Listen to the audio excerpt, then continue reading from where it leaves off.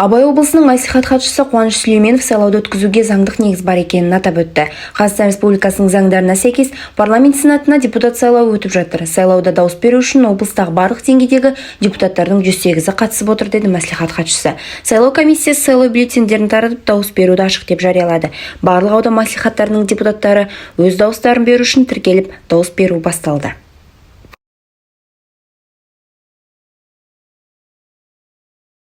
Бүгін міне біз Абай ауданынан 9 мәслихат депутаты келіп, Қазақстан Республикасы парламент сенат депутатына кандидат сайлап отырмыз.